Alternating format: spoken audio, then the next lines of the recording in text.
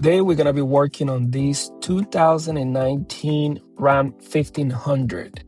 It is all key loss, and the customer called us because 3 other locksmiths came in and they could not program the key. He bought this truck at an auction, came without a key, and he was trying to get a key, but unfortunately 3 other locksmiths couldn't get the key programmed. At the end of the video, I'm going to show you why they couldn't program the key, and I will tell you exactly what was wrong with it, and I will explain everything. I mean, it was just an easy fix, but unfortunately, you have some people that just come in to just make a key, and whenever they run into a problem, they just don't know how to diagnose the problem and actually fix the problem and make the key. So I'm going to go in through the regular process of making a key, so you can see that, in fact, the key cannot be made. And then also, I will show you afterwards when I actually go through the process and make the key, and then you will see the key program. The first locksmith that came in told the customer, hey, the reason why I can't program the key is because the anti-theft, you can see it on the radio. On the first clip, you saw it, that on the screen, it says anti-theft was active. And that was the excuse that the first locksmith told the customer, hey, I can't do it until that anti-theft is deactivated. So you have to go to a dealership, they will give you a PIN, and then I can program the key. Okay, so the customer wasn't too happy with that, so he called somebody else.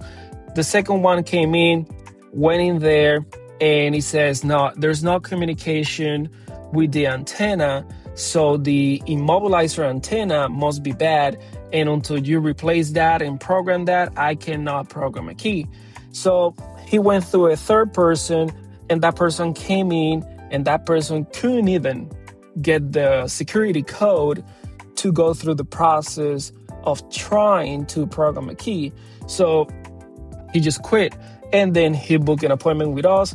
The reason why we weren't the first option is because we are not cheap. So, and this is a used car dealership in a mechanic shop. So, usually, which is understandable, they're trying to save as much money as they can, and they just hire pretty much whoever is offering the cheapest price out there. But in this case, he learned his lessons, and he says, from now on, I'm going with you guys. Doesn't matter how much you guys charge, because at least I know I'm not going to waste time, money, and the job is going to be done right the first time. So here is the process. You can see here I'm trying to program the key, and I'm waiting the 60 seconds. I got the key against the push button, and it's not doing anything. I'm going to wait the entire 60 seconds and nothing. I'm going to flip the key, both corners. That's pretty much what it's telling you. Put the corner of the key against the button and wait 60 seconds and nothing happened. Flip it to the other side, the other corner, nothing happened. So here I'm just waiting on the process. So the process would finish, and then you will see the error in a few seconds. Trying to establish the communication. It says just release the button. When you release the button, it failed. Couldn't program the key, which is what anybody else could. So the problem is there. So I went ahead, fixed the problem, and now I'm gonna go inside again, and I'm gonna try to program the key now that the problems will fix. So let's go on in. I'm gonna select Dodge. Just waiting to communicate. Yes. The PIN number is right there. The VIN number is there. We have a 2019 Ram 1500. Yes. And then automatically it's going to go through the 10 minutes trying to read the security code. Doesn't matter that we have it or not. We had an error, but it doesn't matter because we have the code. So we just press OK and move forward.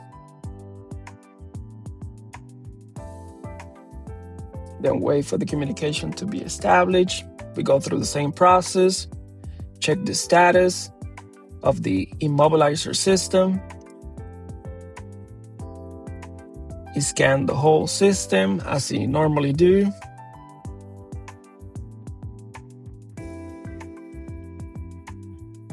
And then he has a few faults in there, which is a good habit. Whenever you see a fault, I know that the tendency is just to clear everything, but it's a good habit and a good practice just to go in there and take a look at the codes. That codes will tell you something, which is in this case what they did. The codes that you will see here, a couple say active, a couple say stored. I don't have to worry about because the problem has been fixed and I can clear them out and then just move on with the regular process. There's no DTCs. So now I'm gonna go to all key loss. Press start. It says that all the keys are gonna be removed, but there's no keys on the system because the previous Locksmiths individuals, they came in, they delete everything. So we already have the code. And it's gonna delete all keys, but there's no keys, but either way, it's going through that process. There's no keys or the keys has been deleted. And then it's telling you there shouldn't be any keys inside, phones or anything like that. So we normally do that. We know what we gotta do. Now it's trying to program the key. The key is against the push button. And you will see within a few seconds, it's gonna recognize the key. And there you go. You didn't have to do 60 seconds. I just released the button. And you can see we have one key successfully programmed. Turn on the emergency flashes, press OK. Establishing communication with the vehicle.